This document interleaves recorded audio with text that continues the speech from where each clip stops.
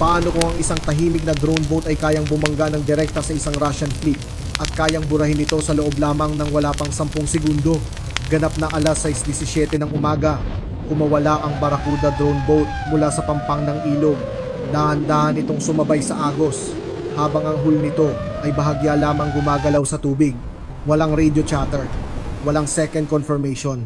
Ang operator ay lumampas na sa point of no return. Mula sa segundong ito, ang bawat galaw ay bahagi na ng mismong attack, hindi bago ang pag-atake. 16 na kilometro downstream, ang Russian forward boat base ay mukhang kalmado pa rin. 3 patrol craft ang nakatali sa pier. Halos 4 na pong fuel drums ang nakasalansan sa maputik na dungawan. Ang mga spare engines na nakabalot sa tarpaulin ay bahagyang nagliliwanag sa thermal feed dahil sa natitirang init. Sa papel, ito ay isang soft target. Ngunit sa realidad, ito ay isang trap dahil walang anumang mapagtataguan sa ilog kapag tumunog na ang alarma. Sa itaas ng Barracuda, ang FPV relay drone ay humihigpit ang orbit sa taas na 1,300 feet. Ang thermal feed nito ay nagpapakita ng target zone bilang kumpol ng white hot shapes na minarkahan na at kabisado na ng system. Ang strike geometry ay nakatakda na. Ang tanging kulang na lang ay oras. Ang Barracuda ay bumilis ng bahagya sa 12 knots bago bumalik sa ilalim ng 8 knots. Sinasadya ito. Sa full power, kaya nitong mag-sprint. Ngunit ang pagbilis ng maaga ay maglalantad ng kanilang intensyon. Sa ngayon, ang drone boat ay hindi sumusugod. Ito ay tahimik na umuusad, tulad ng isang weapon na dahan-dahang inilalagay sa posisyon. Sa loob ng bow, isang shape charge na tumitimbang ng higit sa 30 kilograms ang nakaarmas ngunit inert. Ang detonation cone nito ay dinisenyo upang sumira ng mga hull at fuel containers sa isang iglap. Sa impact range, lahat ng nasa loob ng 40 hanggang 50 feet ay magiging bahagi ng pagsabog. Ito ay may tuturing ng isang attack run.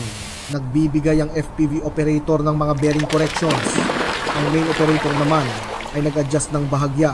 Ang bawat metrong nakukuha ay isang irreversible progress patungo sa detonation. Gayunpaman, ang unang engagement zone ay hindi mga Russian. Sa loob ng wala pang 2 minuto, dadaan ang Barracuda sa saklaw ng mga Ukrainian sentries. Nakaload ang mga machine guns, aktibo ang night optics, at ang mga daliri ay nakapatong na sa trigger. Isang maling desisyon o maling interpretasyon sa heat race. At ang strike na ito ay magtatapos sa friendly fire. Kung ang sandata ay gumagalaw na at ang target ay nakalak na, hihinto ka ba para maging ligtas o itutuloy ang pag-atake at tatanggapin ang panganib? Ganap na alas 6:18 ng umaga, pumasok ang Barracuda sa Ukrainian controlled water. Isang heat signature ang lumabas sa River Watch display. Mababa, mabilis, at unidentified. 500 talampakan upstream. Isang Ukrainian machine gun ang humarap sa direksyon ng liwanag. Itinaas ng gunner ang kanyang night vision goggles at sinundan ng hugis na bumabagtas sa agos.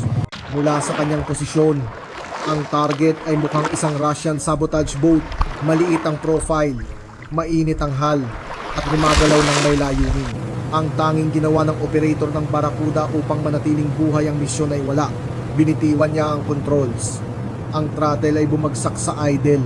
Ang drone boat ay umusad na lamang gamit ang sariling momentum sa bilis na mahigit 7 knots. Ang wake o bakas sa tubig ay naging isang manipis na ripple na lamang.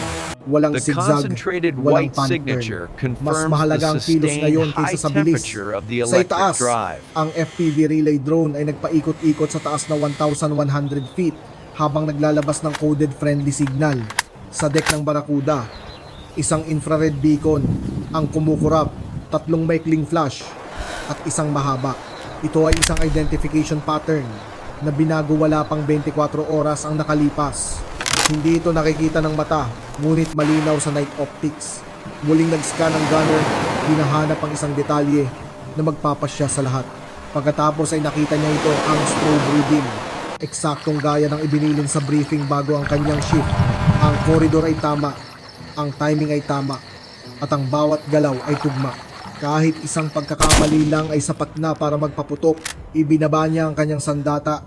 Sa sandaling iyon, ang misyong may dalang 10-10 kilo ng pampasabog ay nakaligtas sa napakaikling distansya at oras.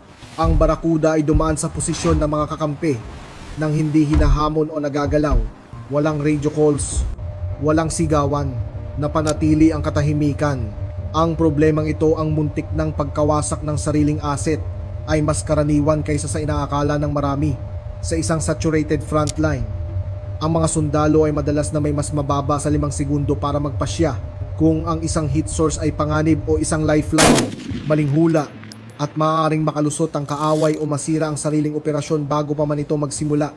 Nang makalagpas ang Barracuda sa huling Ukrainian checkpoint, nawala ang direktang panganib, ngunit may isa pang banta na nabubuo. Isang banta na walang pakialam sa strobes, corridors o briefing notes. Dahil sa unahan, ang hangin mismo ay magiging mapanganib. Ganap na alas 6:21 ng umaga. Sa loob ng 2 segundo, ang Russian forward area ay tila walang pagbabago. Ang mga bangka ay dahan-dahang umuugoy. Ang mga fuel drums ay nakasalansan at isang sentry ang lumingon sa tunog na hindi niya matukoy. Biglang nagliwanag ang thermal feed. Ang Barracuda ay sumugod paharap. Ang electric motor nito ay bumilis mula sa tahimik na gapang patungo sa mahigit 35 knots sa isang iglap.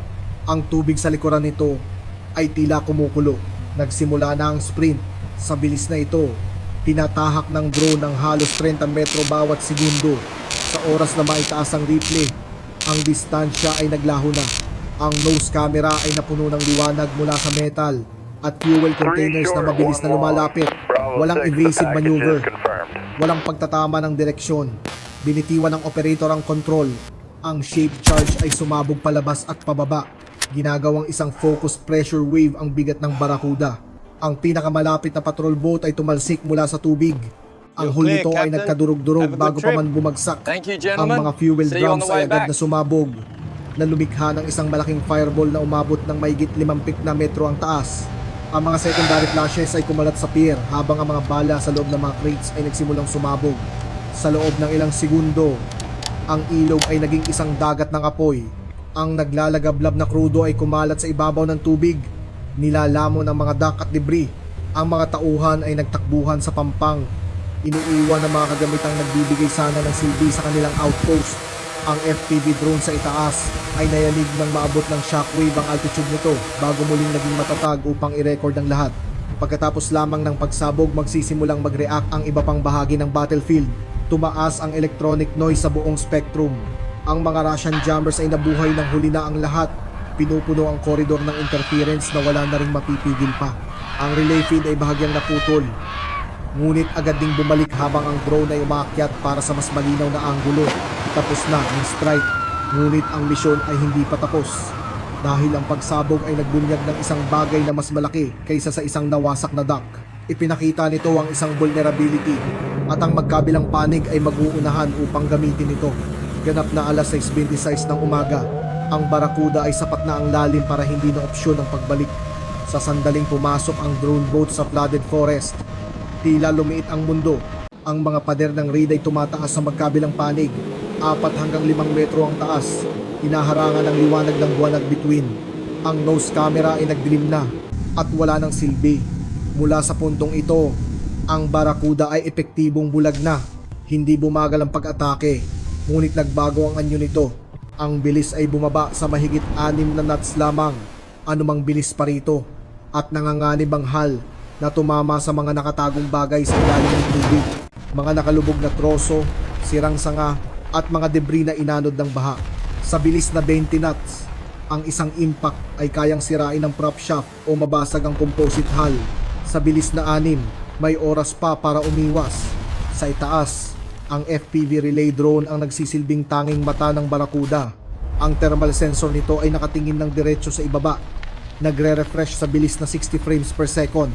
Sa screen, ang riverbed ay lumilitaw sa iba't ibang antas ng init. Ang wood na babad sa tubig ay bahagyang nagliliwanag ng puti. Ang burak sa ilog ay nananatiling madilim. Ang pagkakaiba ng 2 o 3 degree ay sapat na para sa kaligtasan o kabiguan. Ang operator ay nagmamaneho sa napakaliit na increments. Kaliwa, hinto, kanan, hinto. Ang bawat pagtatama ay sinasadya. Halos surgical ang katumpakan. Ang electric motor ay mahinang humuhuni. Mas tahimik pa kaysa sa tubig na dumadaloy sa hull. Ang wake ay nagiging manipis na ripple na agad na sinisipsip ng mga halaman. Sa loob ng halos 3 minuto, Tinahak ng Barracuda ang mga daan ng hindi hihigit sa 3 metro ang lapad. Ang mga reeds ay sumasagi sa magkabilang gilid ng hull. Isang kinakalawang na wreck. Malamang ay isang lumang barge ang dumaan ng wala pang 1 metro sa port side. Hindi ito nakikita mula sa water level at lumabas lamang sa thermal ilang segundo bago ang impact. Hindi ito stealth sa pamamagitan ng bilis. Ito ay stealth sa pamamagitan ng pagpipigil. Ang bawat segundong ginugugol dito ay tila hiram na oras lamang. Habang tumatagal ang Barracuda sa flooded forest, mas lumalaki ang pagkakataon ng mga Russian observation drones ay muling pumuwesto sa itaas. Ngunit ang pagmamadali ay garantisadong mauuwi sa banggaan. Ang pag-aalinlangan naman ay garantisadong mauuwi sa pagkakatuklas mamaya. Ganap na alas 6:30 ng umaga. Nagsimulang lumipis ang mga reeds. Lalong lumalim ang tubig at lumakas ang agos. Ang Barracuda ay lalabas na sa cover at ang pag-atake na dati ay tahimik ay magiging kitang-kita na sa lahat ng nagmamasid sa ilog. Ganap na alas 6:31 ng umaga, bumukas ang ilog at kasabay nito, naglaho ang ilusyon ng kaligtasan. Habang lumalabas ang Barracuda sa flooded forest, agad na nagbago ang geometry ng paligid. Ang mga pader ng reed ay nawala. Ang channel ay lumawak ng halos 300 feet sa unang pagkakataon sa misyon. Ang drone boat ay lantad na sa open water. Ang electric motor nito ay mahinang humuhuni. Ngunit sa thermal, ang hull nito ay matingkad na puti laban sa malamig na ibabaw ng ilog. Ang nakatago kanina ay kitang-kita na ngayon mula sa daan-daang metro ang layo. Sa itaas, ang FPV relay drone ang unang nakakita nito. Isang mahinang heat source ang lumitaw sa kanang bahagi ng display. Pagkatapos ay isa pa mga Russian FPV drones. Isa ang nag-iikot, isa ang mabilis na gumagalaw. Hindi sila nagpapatrolya ng basta-basta. Sila ay nangangaso. Ang unang Russian FPV ay bumaba mula sa 600 feet. Mabilis na bumibilis. Sa attack speed na malapit sa 70 miles per hour, mararating nito ang Barracuda sa loob ng wala pang 10 segundo. Walang oras para takasan ito. Walang oras para sa agresibong maneuver nang hindi ibinibigay ang posisyon. Cut throttle, agad na nag-react ang operator. Ang power ay bumagsak sa zero. Nawala ng propulsyon ang Barracuda at umusad na lamang sa momentum nito patungo sa makapal na reed sa pampang dahil hindi umaandar ang motor. Ang thermal signature ng hull ay mabilis na lumamig sa loob ng ilang segundo. Pumalo na ito sa init ng putik at mga nabubulok na halaman. Ang Russian FPV ay dumaan sa itaas. Sa taas na 15 metro lamang mula sa tubig. Hinahanap ng kamera nito ang maliwanag na target na nakita nito kanina. Umiikot ito ng ilang beses. Walang lock. Walang malinaw na silhouette. Nag-aalinlangan ng pilot. Ang baling hula rito ay magsasayang lamang ng drone. Ang ikalawang Russian FPV ay nagsimulang muling pumuwesto. Ngunit hindi na ito nagkaroon ng pagkakataon. 14 na kilometro sa likod ng linya. Isang Ukrainian electronic warfare vehicle ang itinapat ang antena array nito sa threat sector. Sa isang focus cone, pinuno ng targeted jamming ang mga control frequencies na gamit ng mga Russian FPVs. Sa thermal feed, ang unang drone ay gumiwang. Ang galaw nito ay naging mabagal. 3 segundo ang lumipas. Sumubsob ito at nahulog sa ilog. Ang ikalawa ay sumubukang umakyat palayo. Ngunit sinundan ito ng jamming beam. Nagpaikot-ikot ito pababa at naglaho sa mga reeds. Tumahimik ang langit. Naghintay ang operator ng 10 segundo. Walang ibang gumagalaw. Dahan-dahang bumalik ang power ng Barracuda at kumawala sa mga halaman. Sa unahan, sa gitna ng manipis na hamog, nagsimula na ang final approach corridor. Ang pinakamapanganib na bahagi ay tapos na. Ngunit ngayon ay wala na ring natitirang cover. Ganap na alas 6:36 ng umaga. Bumukas ang ilog at kasabay nito ang huling pagkakataon para pigilin ang strike. Ang Barracuda ay pumasok sa open water.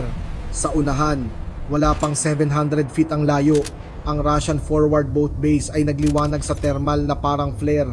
3 outboard craft, 12 ng fuel drums, at isang makeshift pier na mainit pa mula sa mga makinang kakahintulang. Wala nang kalituhan ngayon. Ito na ang target. Itinulak ng operator ang throttle ng sagad. Ang electric motor ay sumabog mula sa katahimikan patungo sa full output sa loob ng wala pang 2 segundo. Ang Barracuda ay umangat sa tubig at bumilis lampas 30 knots hanggang 35. Sa peak sprint ito, umabot ito ng halos 40 knots. Tinatahak ang mahigit 30 metro bawat segundo. Sa thermal feed ng FPV, ang wake sa likuran ay naging white hot. Isang tuwid na arrow na nakatutok sa puso ng base. Huli na ang reaksyon ng mga Russian soldiers. May mga aninong nagtakbuhan sa shoreline. Isang tao ang lumingon sa tubig. Ang isa naman ay may hawak na rifle. Ngunit mas mabilis ang paglapit ng drone kaysa sa reflexes ng tao. Sa bilis na ito, ang pag-aalinlangan sa loob ng kusing na segundo ay nakamamatay. Muling tumaas ang electronic noise habang ibinubuhos ng mga Russian jammers ang lahat sa koridor na iyon. Ang video feed ay nagkaputol-putol. Tumaas ang latency. Sa isang sandali, nawalan ng pakiramdam ng direktang kontrol ang operator. Ngunit ang kurso ay nakatakda na. Hindi na kailangan ng barakuda ng gabay. Sa distansyang 300 feet, ibinigay ng FPV pilot ang layo. 200. 100. Ang nose camera ay napuno ng puting liwanag mula sa init. Binitiwan ng operator ang controls. Wala nang dapat pang steer. Ang shape charge ay sumabog sa isang focus burst. Ginagawang pressure wave ang drone boat. Isang Russian patrol craft ang tumilapon palabas ng tubig. Ang mga fuel drums ay sabay-sabay na sumabog na lumikha ng kolum ng apoy na umabot ng 5 feet ni metro. Ang ikalawang bangka ay nagkadurog-durog sa kinalalagyan nito. Ang engine block nito ay naitapon sa mga reeds. Ang mga secondary explosions ay kumalat sa buong bahay sa loob ng ilang segundo. Mga balang sumasabog at krudong nagliliyab sa ibabaw ng tubig. Nang maabot ng shockwave ang FPV drone, nayanig ito ngunit nanatiling nagre-record. Pagdating ng alas 6:39, ang base ay hindi na isang base. Ito ay isa na lamang nagbabagang wreckage. At downstream, ang katahimikan ng ilog ay muling bumalik. Ang nasaksihan ninyo ay hindi isang malaking fleet action o isang missile barrage na nagkakahalaga ng milyon-milyong dolyar. Ito ay isang solong unmanned boat na ginabayan ng timing, disiplina at teknikal na katumpakan. Winasak nito ang buong Russian river capability sa loob lamang ng ilang minuto. Walang babala, walang pangalawang pagkakataon. Ganito ang anyo ng modern warfare kapag ang intelligence, electronic control at katapangan ay nagsama-sama sa isang strike. Ngayon, nais naming marinig ang inyong opinion. Sa tingin nyo ba, ang mga maliliit na autonomous weapons na gaya nito ang magpapasya sa mga digmaan sa hinaharap? Kung sa tingin ninyo ay mahalaga ang breakdown na ito, i-like ang video, mag-subscribe sa channel at i-turn on ang notifications para hindi ninyo makaligtaan ang susunod na operasyon. Salamat sa panonood at manatiling mapagmatyag.